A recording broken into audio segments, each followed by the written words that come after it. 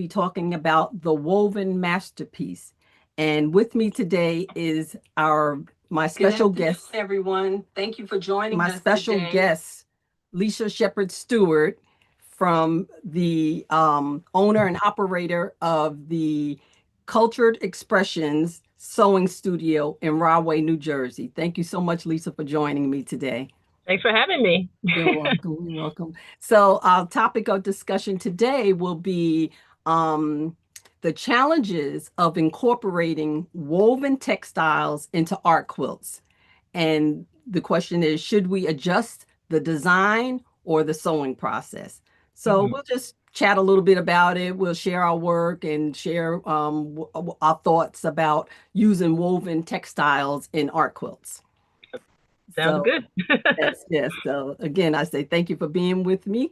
Mhm. And I'm going to start out by just saying that given the fact that I've had very little recently learned about using woven textiles through the events that we've done with Miriam over the past couple of years, I don't have a lot of a vast experience with using woven textiles, but I've used a few of them. And so I'm going to share my screen and show a couple of the things that I've made using woven textiles. And Good. then I'll turn it over to you because I'm sure you've been at this for a minute. And so you're probably a little more experienced with it. And then we'll just discuss and go from there.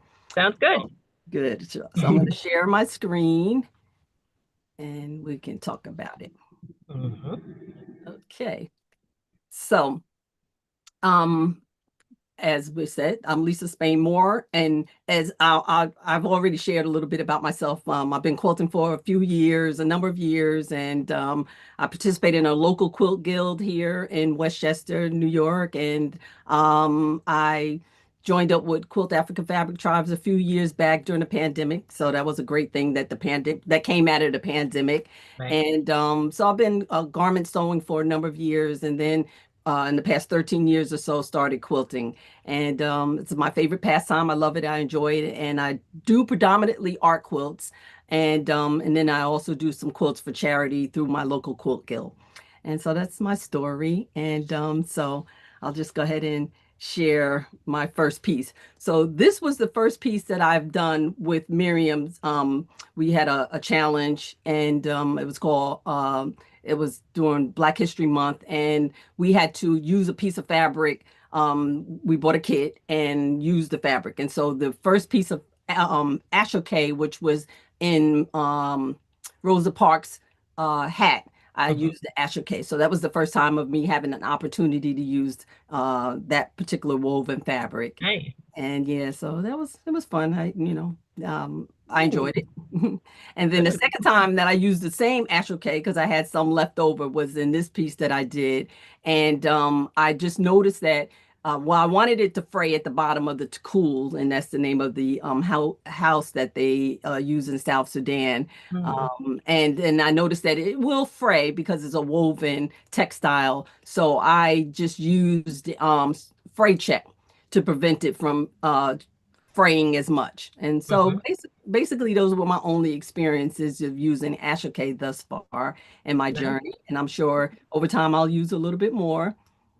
Um, this particular piece, The Woven Threads of the Motherland, when I knew I was going to be talking about this topic, I sought out to understand the different textiles that are used in Africa. And so I just kind of thought about doing this piece to show that in West Africa, they use the Bogolan mud cloth.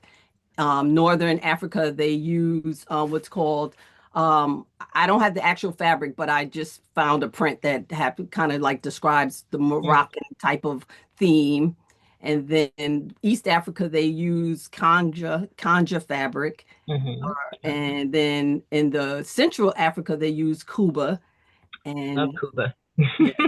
In Southern Africa, they used shway shway. So Mhm. basically, I just wanted to do a representation of what's used in different parts of the continent. Very nice.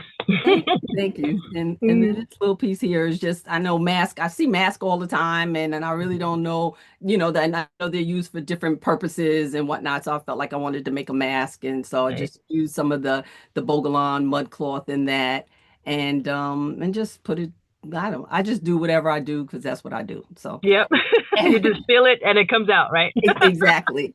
And Yeah. I want to thank you for your inspiration. I saw something that you did with another group I recently, and love that. about the sticks. Yeah.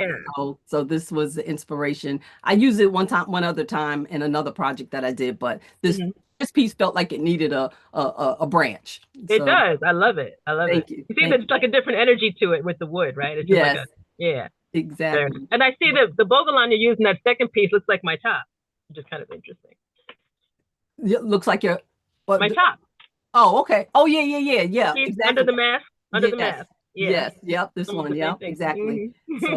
So yeah, I haven't used it a lot, but I have a few pieces that, just little scrap pieces, and so I figured this Nice. would help me to use it. And like I said, it's easy. I don't find it difficult to use. I mean, I didn't change my sewing stitches at all. I didn't change anything, Exactly. Exactly. so you just use it and sew it, and it does what it does. You just And kind of jump in. Yeah, it doesn't take anything special. People realize that they're like, oh, I thought it needed a special machine, a special needle. I'm like, no, no, just use it. Yeah. So yeah, I decided to kind of slow stitch a little bit with this just to give it a different beautiful. kind of feel. And so Mm-hmm. just a little something.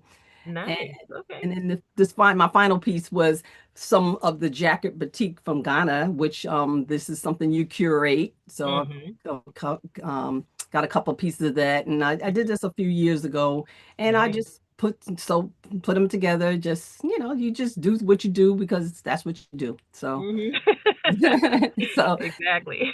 yeah, And it works, right? yeah, it Beautiful. works. Thank you, thank you. Very nice. So those are my little pieces, and now Okay. so I will go on to spotlight you, and so you Mhm. can share a little bit about yourself with us, please. Okay, well, I'm Lisa Shepherd Stewart, as Lisa mentioned, and my company is Cultured Expressions. I've loved African fabrics since my first trip to Senegal in 86. I came back with duffel bags of fabric, didn't know what I was going to do with it, didn't care. I was like, this is it. And just started to research them and got more interested. I mean, I was sewing from the age of 12 with general fabrics, all kinds of fabrics, but the African fabrics came in like 1986. And I've just never, once you go black, I guess, right? So I've just always Hello. loved the African fabrics, and I mix other things in with it, but that's always been my passion and my base. And it's just, to the point of making a business out of it. So it's been really, really fun. And when it comes to the hand woven fabrics, that's a whole nother level because that they're really the authentic African fabrics, right? A lot of times we'll see the like the Ankara, and even there are some other fabrics that are being knocked off around the world. But when you see the woven, the Kubas and the Bogolan and the Corgo and all that, you really know that that's from the continent. So it has a little extra meaning to me as far as that. So I like to just be inspired by what the fabrics look like, what they feel like. With the Kubas, if they come in the square, I think we have pictures, but they come in the square pieces with the kind of a velvety, kind of like a tufting kind of a effect to it. I like to try and use those as they are and not cut them, so that's like a little creative challenge, whether it's going to be a handbag or a pillow or something. Just kind of really taking the fabric as the maker made it and kind of doing something with it from that point. So Yes. I've just always kind of just found ways to use it and just had a good time with it. Yes. I don't know if you want to start slides or how Sure. you want to Yes. do it. Oh, Ms. Monica. So this is Monica Sanders' first slow stitch piece. So one thing I like to do with the African fabrics, as far as introducing them to people where they may not be familiar with them, is to take a familiar technique and then plug in the less familiar fabric, and then it's kind of a way to bridge, your creativity. And so with the slow stitching, that whole craze that is still very strong, I thought, what if we did slow stitch on Bogolan? Mhm. And it has a really different look because the Bogolan itself is already hand woven. It's got a nice thick kind of the cotton yarns are thicker than a quilting fabric that we're used to. Right. And when you add the slow stitching to it, like you see in Monica's gorgeous piece, it just elevates the whole thing. You can kind of do your patchwork, do a collage kind of a look. This is a class that I teach fairly often, and we did a kit that includes the threads and the Bogolan and some cowrie shells, things like that, just to kind of give people that experience and that idea that you can do other things with the Bogolan. You can take the pieces apart.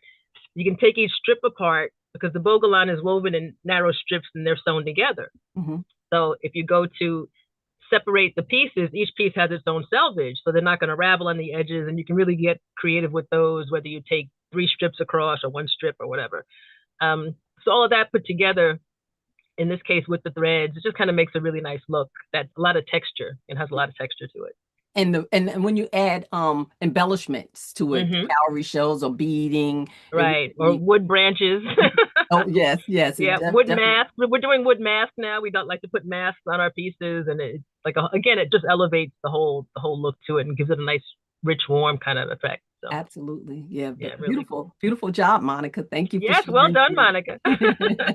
Thank you, Monica. And Okay, here's another this piece. is a pillow I did a while back. It combines different types of mud cloth, and on the with the left side, next to the brass disc, on the edge of the pillow is a piece of Kuba. And these were pieces that I had left over from other projects. Decided to put them together in a pillow. The cream fabric behind the brass disc is actually upholstery fabric, Mhm. and I love to use upholstery fabric with the hand wovens because the weight is similar. The textures are nice. It gives you a solid, but in this case, you see there's some texture even to the cream fabric. Yes. Um, but it still has it has a nice balance to all of the hand dyeing and the hand weaving and all that. So I like to use a lot of um, upholstery fabrics, and we know about the wood branches already, so that's 2 Yes. things. Yeah, beautiful. And actually the Kuba that I had in my piece isn't authentic. It was an upholstery fabric, but it had the Right. Kuba print because Yeah. you don't we don't always have, well, I don't always have access, and a lot of us might not have access to certain, things, and Mm-hmm. or it's very, very expensive, and Right. so the upholstery fabrics really do kind of work as well, They really because they do. have the weight behind them when you're combining them with the Exactly. Exactly. And wovens. when you put in the embellishment like that brass piece too, you want something with some body to it. So it just works all around with the upholstery. So it's good. Yes, beautiful pillow. Mhm. Thank you. Handbags. So the Kuba bags, like I was saying, that type of Kuba on the left side, which is the regular handbag. Mhm.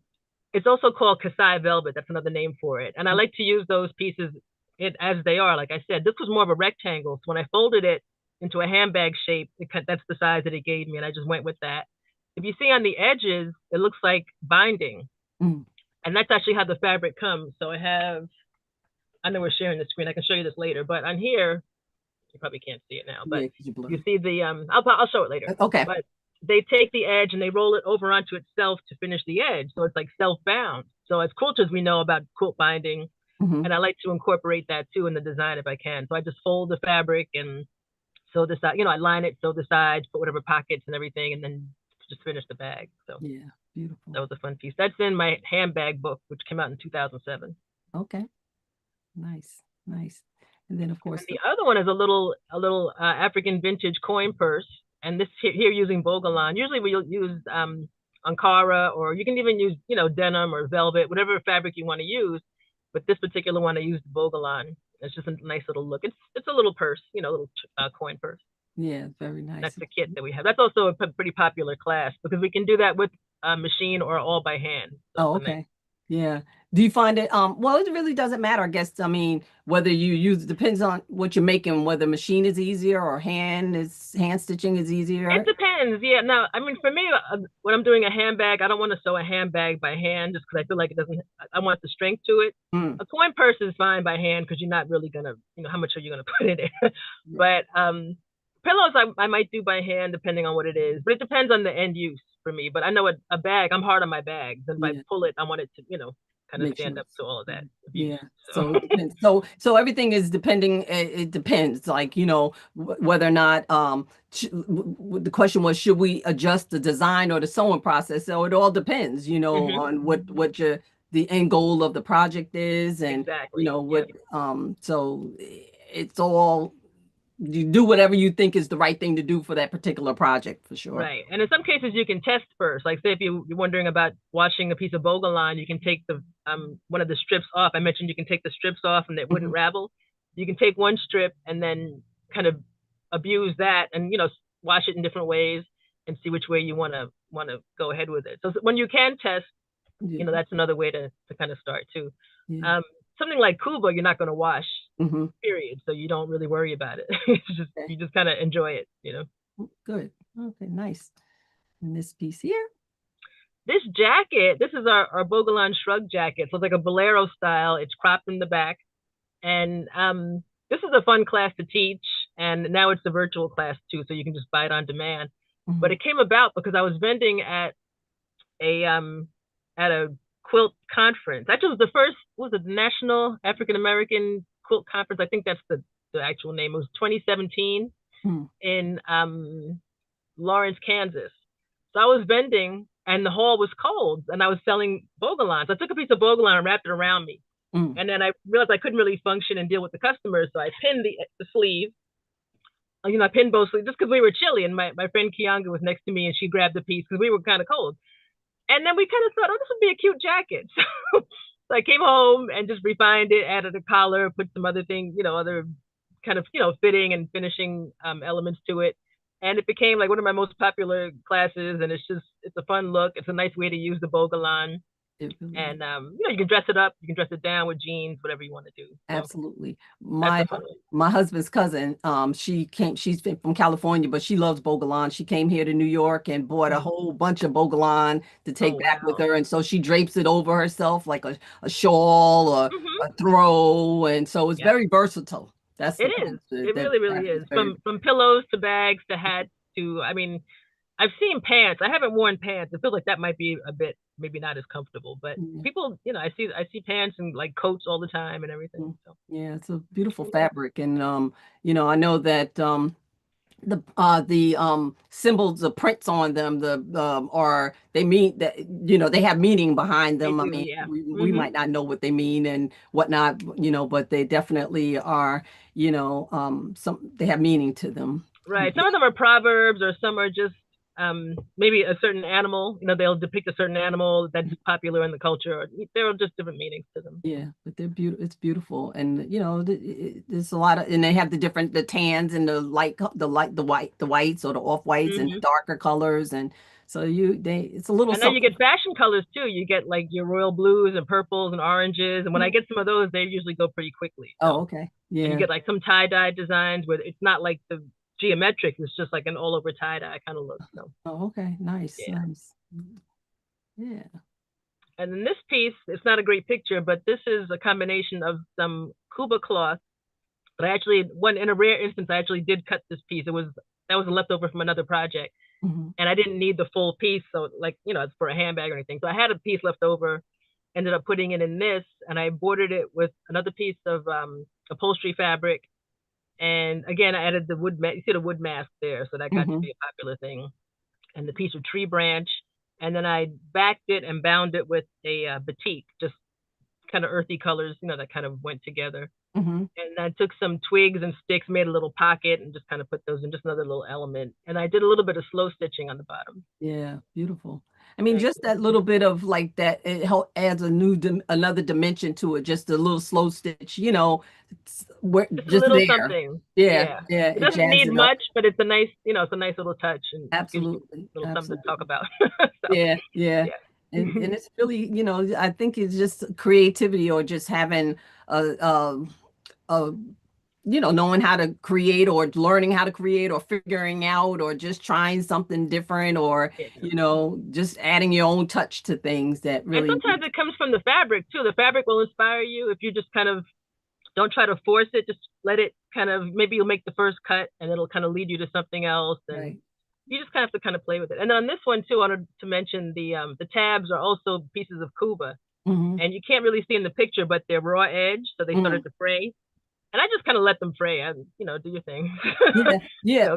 They don't get handled much, so Right, it's exactly. And fraying does definitely, like when I did that to cool, and I wanted the Aso-Oke to kind of have the effects of fraying itself. right, So you do whatever it is that you need to achieve that look to, right. you know, um to make it like frayed because you want it to have that effect.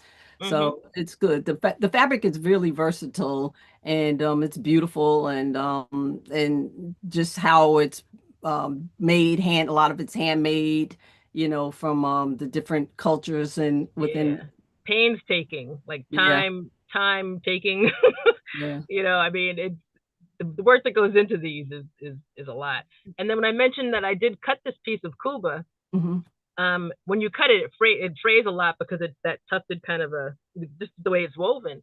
So what I'll do is I'll put masking tape on the back where I'm about to cut it. Okay. And I'll center, say if I'm going to cut it here, I'll put the masking tape and center it, and then I'll cut in the middle of the masking tape, and it helps to kind of control the fraying on both edges. Okay. And then something like this too, I wouldn't cut it until I'm really ready to use it because it is going to fray, and you don't want to have it sitting for months and just, So when you're ready to work with it, that's when you do your cut. And on this one, I think I just did a really close zigzag on top of the upholstery fabric I just appliqued on. Yeah. I just did it fairly tight. So, and it frays a little bit too, but I just kind of wanted to get it so it stayed in place, that kind of thing. Yeah, but that's like I said, the fraying and the effect is it makes it beautiful. I mean, like some people don't like raw edge applique, but it does make it give it a beautiful effect. And sometimes you can't, I mean, but it doesn't look like you could really do turn applique. Maybe you could. I don't know. I've never tried it. I mean, maybe you can, but it's kind of, some of it's kind of thick, so it might be kind of difficult. Yeah. I don't know how well that would work, but you can either just bind it if you don't really like the raw edge, or you can do a fray check. But to me, that kind of takes away from the natural. Right, exactly. And because it can kind of stiffen it a little bit with the fray check if if you're kind of heavy with it. Yeah. And if it's a wall hanging, but just let it fray. I mean, but a handbag, you have to rethink that because it's going to be moving around, and Exactly. But depending on what you're doing with it, if you can let it fray, just let it fray. Let it fray. Let it be free. Exactly. Let it be. It's natural state. Yeah, natural state. And that's what's beautiful about these woven textiles, because of their, if you think about how they're produced and the painstaking way that the people that been doing it for generations, and they keep it as part of their family tradition and as part of their culture to do these and produce these beautiful woven textiles, that you want them to be appreciated in their natural state. Right, exactly. So they're really nice. Okay, I think that was that was it for me for the screen. Okay. And so you wanted to show what's something that you well, I wanted to show just the edge. Now we were talking about, if I can get this out of here. And I know I'm on that. Can you see? Okay, you can see here. Yes. So you see how the edge, if you look at the back of it, it's just kind of folded over to the front. And here they do turn it. When you're talking about turning it, it's turned under. So it's not a raw edge here. And then they'll just stitch it, and it becomes, like I said, like what we would call binding as quilters, right? It kind of has this kind of look to it. Yeah. Now you can also take this out and fringe it, which is really cool. So you can just take the stitches out, and then you have the raw, just the Kuba, like the background of it. Yeah. And you can just fringe that. Sometimes they come fringed already, depending on where you get it or however. And it's even more gorgeous when it's fringed, honestly. So just that. Yeah. But just nicely bound. I mean, look, the corners and everything. Yeah. So. And you stitched it. You stitched it by hand when you sewed it down. I haven't done anything to it yet. Oh, okay. So this is kind of how it comes. You probably can't see the whole thing. Yeah, no, you can't. Yeah, I know. But they usually come about maybe 24 inches square. Oh, okay. And this is how you buy it. Like when I sell this, you buy it like this. And then if I were going to, like I said, do a bag, I would just fold it. You're folding like this and kind of doing a bag shape. Oh, okay. Kind of thing. And put ends on it. But here's a bag. Oh, beautiful. Yeah. Oh, very nice. Okay. Yeah. So you just go ahead and just sew the side seams together. Yep. And I took advantage of the binding. I used binding. So and just put a lining in it. So I mean, it's pretty simple. And the fact that it's hand woven makes it easy to machine stitch, because you're not gonna, the needle just goes right through, because it's a very loose weave generally compared to other stuff that we use. Yeah. So it's pretty easy. I might do like a 16 needle sometimes, but a lot of times the 14, whatever, if it's in my machine, I'll just kind of use it. Right. And then if you use it in your machine and it breaks the needle, and as long as it doesn't destroy it, then you say, oh, okay, maybe I need a new needle or whatever. Right. Right. Then you can go up a size. Yeah. But generally you don't need anything real special. Yeah. So I think the key to this is just, let the natural woven fabrics do what they're going to do. Don't be afraid to use them. They're beautiful. have a lot of meaning behind them because, like I said, if we think about all the everything that the people have to go through to produce them and get them done, and painstaking hand woven looms and everything, and Yeah. it's worth using them and appreciating them. So they're to Hmm. be appreciated for sure. Yeah. And it's Yeah. funny when you talked about when you opened up, I think you talked about you kind of phrase it as the challenges of using them. Hmm. And to me it's more like the freedom of it because Mm. I like to not always use like quilt fabrics, like Okay. from the quilt shop. I like to just use all kinds, like I was saying, the upholstery fabrics and things like that. Mhm. And to me, it kind of frees you up. Yeah. The fact that they're hand woven, also when you're doing your own hand stitching, if it's not perfect, it gets lost in the mix because it's hand woven. So Right. to me, it's kind of a freeing thing. And if you look at it outside of regular quilting fabric, Right. you come up with all kinds of interesting stuff. Yeah, that makes sense. It's I mean, yeah, very forgiving. it's not really a challenge, really. So those Yeah, that are listening and thinking that it's a challenge to use them, they really aren't. It really isn't a challenge to use them. yeah, try They're it. I there, would say and try it. yeah, just try it, and you never Right. know. It might be something that you enjoy working with, and I think a lot of it, has to about where you are in your journey of Mm-hmm. creativity. Do Mm-hmm. you sew because you like a garment make garment sewist might not feel compelled to use them, or a person that does functional quilts might not be compelled to use these woven fabrics, although have you seen them used in a functional bed quilt or anything, or I did, and actually it's in. I was gonna bring it today. I actually forgot, Mhm. but it's in issue I think 10 of Fabrigasm, my magazine Fabrigasm, Okay. and I talked about how I made this quilt 20 years ago. It was mud cloth and corgo, which is the same weight as mud cloth. It's like the big like stick figures. You've Okay. probably seen. Okay. So mud cloth and corgo. It was a quilt that I did again like 20, maybe 22 years ago, and it's just been hanging on the wall. It was here in the studio for most of the time I'd been here, like for 6 years. I just had it on the wall by the register, Hmm. and I thought, what else can I do with it? So I made a bog coat out of it, which is a coat you just kind of cut, very simple styling, and I just the back of the quilt became the lining of the coat, and I Okay. just kind of and it also has batting. So you Hmm. might think the fabrics are too heavy for batting. I just put regular batting because it was a quilt. And Uh-huh. but even for a little while before that, I did use it as a throw, like on the on the sofa, Hmm. and it's really cozy. So Yeah. mud cloth and the corgos are a nice weight. Kuba not as much, it's a little more scratchy. I don't think I'd see that Uh-huh. as a quilt. But the mud cloth really makes a nice cozy little throw. Oh, So okay. Yeah. even that. Or if you didn't want to use batting, you can back it with like a flannel, just the Hmm. flannel and the mud cloth, and Right. then it's thinner, but it's still cozy and Yeah. it's yeah. Yeah. You can. I would say just play around with it. Exactly. Exactly. Like I can see how like a lot of people maybe would use the mud cloth, the Bogolan, as mats, like or for the floor. I mean, I don't know what my husband's cousin used hers for. I mean, I don't Hmm. know if she puts it on. I think she probably doesn't, but there's all kinds of uses for it. It's a textile and it has its, uses for different things, but a throw Yeah, on the couch for sure would definitely make it a beautiful piece. yeah. I can show you this. This is my. Oh, I think I can. Oh, maybe I can't. My screensaver. Oh, you can't see it. Yeah. Anyway, this is the quilt that I was talking about that was on the yeah, you can't on the wall, and Uh-huh. it is now a coat. But it's in the magazine and it might be on the website. But just kind of repurposing it. Yeah, yeah, yeah. It's really nice. It's good that Thank you. there's so many options of things that can be done.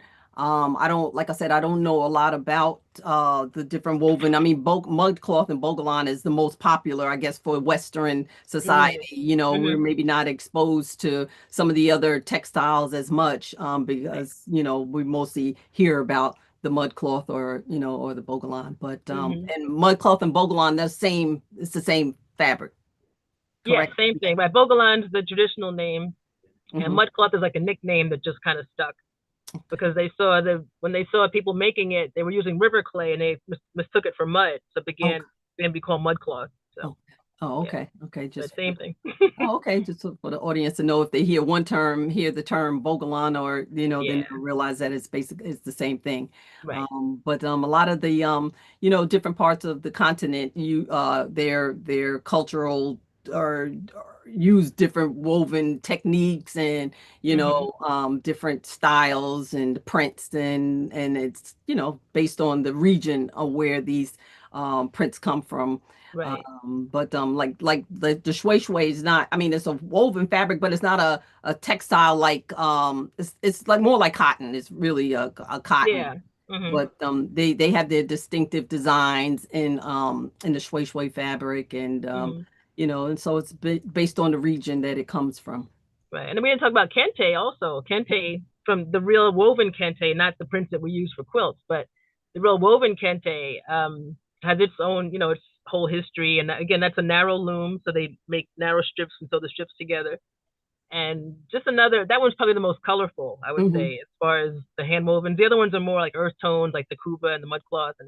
But for like real color, kente, I think is probably the most colorful one I can think of. Mm, yeah, they do Gorgeous. come. Yeah, I've seen them like on like loomed, like woven, as opposed to the Ankara, which is like more just like 100% Right. cotton, Like the whereas they're all, crafty, right? yeah, Yeah, but the real stuff. Oh. the real stuff is woven. Is woven. They're like Hmm. scarves or shawl or drapes, or you wear them Yeah, differently than you you would. can wear them like a almost like a toga kind of. Uh-huh. That's how the men wear them, and yeah. So Yeah, yeah. we actually have a class coming at the retreat next week. We have my friend is a master kente weaver Mm. from Ghana. He's based in DC, Kwesi Asari. So he's teaching a class on the lap loom Oh, okay. for with Kente. He's been here to the studio a few times to teach, and it's always just like it's a whole lesson. It's great. Well, so they use so it's like yarn. When when they weave it on a loom, is it like the Yeah, threads are well, this is a little tiny pouch. So this okay? is in the class. It takes so long to make that we make basically like a bookmark size. Oh, okay. So I folded the bookmark and made like a little necklace pouch, just. But Hmm. it's really very detailed, and to get it to be woven, straight and all. It takes It's some work. It takes a lot yeah. of. It's a lot. So It, that's why we make a bookmark size. Otherwise, we'd be there for like a week trying to yeah. make a whole one. But yeah, it's the So history of it. It's just a very cool. Just so it's done on a loom, like a a womb contraption. yeah, this little one is made on like a little lap loom Okay. that like a tabletop, and we Hmm. just kind of work on that. But the Oh, real ones are done on a loom, and the warp runs about maybe 20, 30 feet. Like they're long. oh, So okay. yeah, Okay. or even Um, more than that. Yeah. yeah. Miriam on her blog post on her website, she talks about Kente and Aso-Oke, so she has a little bit of a discussion about Mm, these woven textiles and whatnot. So it's a lot of information. I mean, you can always, if you're interested in it, talking to the audience, like any interested in any of learning about it, the mhm. information is there. There's people that's willing to teach it, or you just have to research it and or maybe go to the motherland directly and learn it and whatnot. And Highly recommended. yes, yes, I Highly know. recommended. Yes. You go to Ghana all the time. You have your thing going on there and Hmm. whatnot. And yeah, so Love it's it. a beautiful, beautiful idea to do. Hmm. Let me see. Let me see if any questions. I'm fairly new to so there's a question. Young lady who's asking more about Bogolan and how it's different from other cloths like Kuba or mud cloth. Um, that was a question. Okay, so it is mud cloth, and it's it's different from the Kuba, and how they're woven. Because again, the Bogolan is done in long strips, like 4 to 6 inches wide. The strips are then sewn together. The Kuba is made in a piece, so like either a rectangle or bigger rectangles. So it's a kind of a different weaving process. And Okay. also the mud cloth or Bogolan is generally cotton threads, and the Kuba is generally raffia, like palm tree fibers. That's Yes. probably the biggest difference. Yeah. Yeah, and that's why it wouldn't be like very comfortable if you're trying to make something to wear something out of the Cuba Right. because it's kind of scratchy and the Yeah. raffia Yeah. fibers are very could be scratchy, itchy. And that's kind of how it started being scratchy because they use them for dance skirts. Hmm. in the Congo region. The men, you know, for like ceremonies, they would make these long skirts from the Kuba, and they were like rough, so they would start to kind of distress them to make them softer, and then in the process they would get holes, and they would start to do appliques to No. applicate to fix the holes. So it became like an art form from there. Mm. Like the one that you had, the upholstery version of it Yes. Hmm. with the black on the white. The Yes. black would have been the appliques, and then to kind of cover up the holes, Okay. you know. And then they started out with the same color fabric to kind of camouflage the holes. Then they used contrast colors because they really wanted to see it, and it became like a whole nother, you know, like kind of a, they just Design. wanted to see it. Yeah, Yeah, yeah, a intentionally, design element that worked an and it intentional, made it right? you And they like. just changed the colors and stuff like Hmm. that. So Yeah, but is Cuba like predominant, like the brownish tannish? I didn't really see any other colors that they have I've with. seen mostly, yeah, mostly their you know, natural dyes, natural colors, earth tones. I've seen some purples, like some Okay. violet colors and some oranges, and I think even those are, if they're the antique ones, they're probably natural dyes too. Oh, okay. I don't know if they really do a lot of synthetic dyes for them, but generally it's like the real thing. So And then the Jacquard batik that you curate, is that mhm, that's you get it from Ghana, mhm. and it's woven, that's woven, but is it are the fibers like loosely woven, because it seems like they kind of uh come not come apart, but it's Well, lightweight. they do. That's more like a, what's that? That's closer to a quilting fabric. So you know, like what we consider quilting weight. So that fabric, a lot of times that actually is imported plain, and then the artwork or the batiking is done in Ghana. Oh, okay.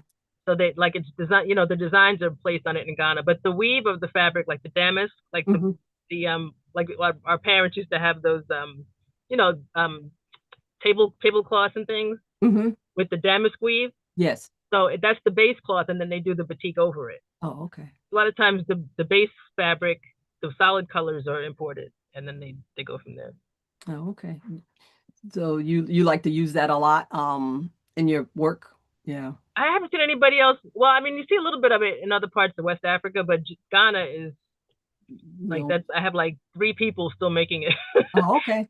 and but it's, yeah, it's getting limited though. I don't know what's happening, but I guess the technology, the world is coming so that, technology is kind of taking over everything, and it gets harder and harder, I guess, for little, small villages to, do what they've been doing for hundreds of years in their I family guess so. and I keep guess it so. Because up. one of my resources now only makes it when I order it. She doesn't Mm, even have any other customers. And I was like, how could you not have customers for this? I'm like, what do you like?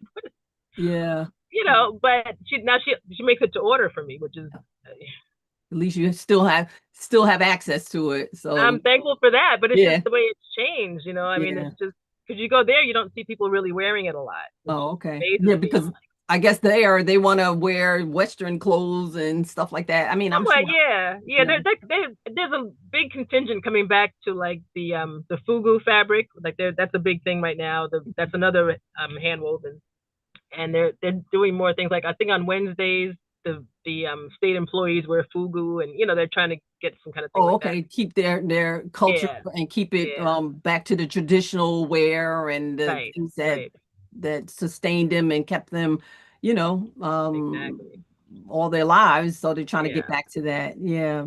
But I don't see many people wearing the jacquard batik. I'm like, oh my God. You Yeah, yeah. And I guess because of here, we love it, and we don't have access to it as easily. And so it becomes know? like, like really enjoy it when you I when you guess so, yeah. When it's right in your backyard, you don't really, it's a exactly, different thing, yeah. exactly. But Yeah. we'll use it. We're happy with Yeah, it. exactly. Yeah, exactly. That's like how Miriam and one of our discussion we were talking about scraps and how we here love the scraps, and for Yeah. them, home they see it all the time, so they don't think of it Hmm.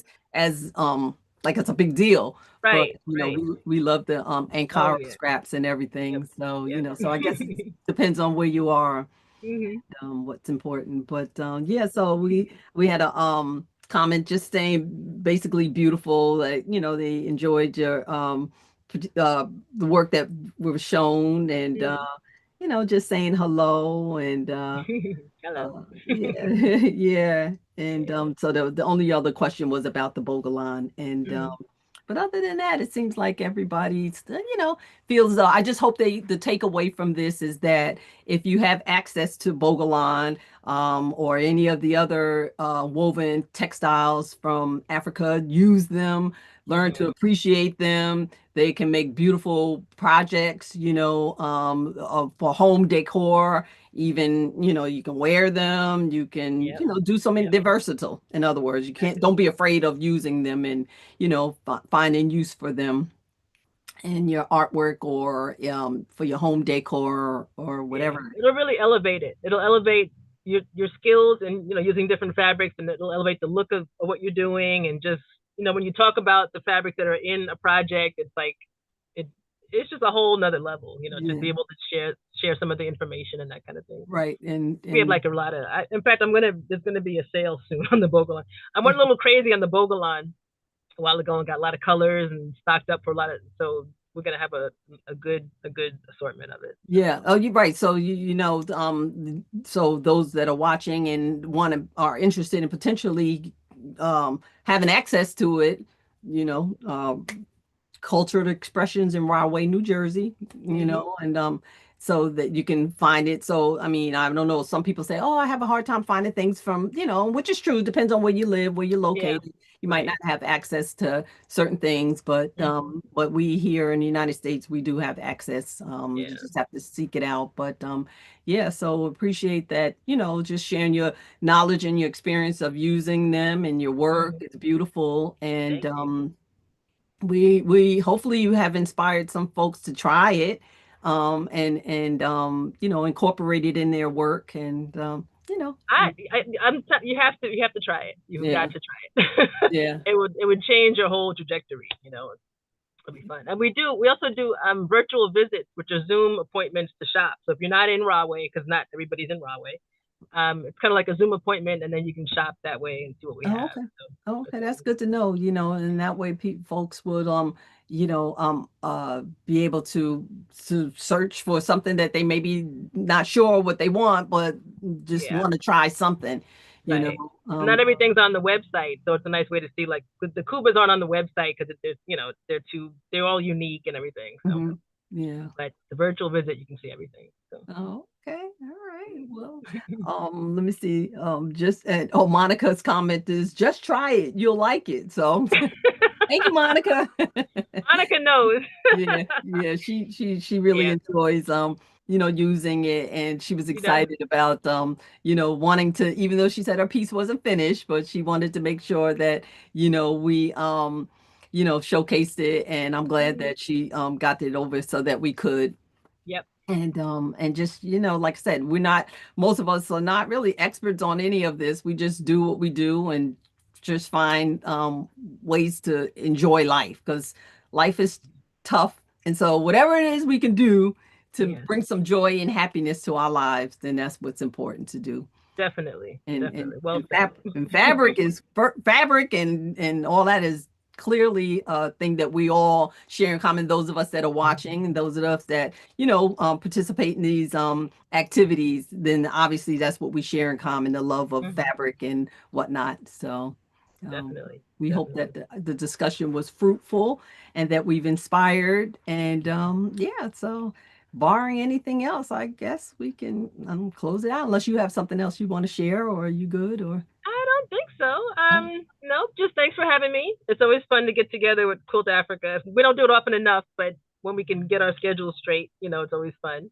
yes. And yeah, people can find me at culturedexpressions.com. Hmm. And a lot of fun stuff going on. So check it Good. out. Good. Yeah, and that's another wonderful thing that there's, with Miriam, with all the activities that she has going on with Quilt Mm, Africa Fabrics. There's always somewhere people can go to be connected with like-minded people that enjoy this art of quilting, and can learn so much just by sharing and chatting with one another. mm, We learn stuff, and yeah, it's a good thing. It's a good. So we have ways to connect with one another. So um well said. Yeah, Monica's, yeah, beautiful work. Yeah, so got beautiful work. Thank you for sharing. And Monica just enjoys learning about African cultures. So yeah, so it was good. So I'm happy that we had this discussion today. Lisa, Likewise. Lisa squared. Hey. So I know, there you go. so, Yeah, yeah. so thank you so much. And Thank you again, have again. a wonderful day. All the Likewise. blessings to you and your business and everything that you do. And I know that you do a lot in the community and elsewhere. So good. Thank you again. So Thank you. Thank Miriam. Continued success to all of us. yes, And, we'll just keep elevating the culture, definitely. amen to that.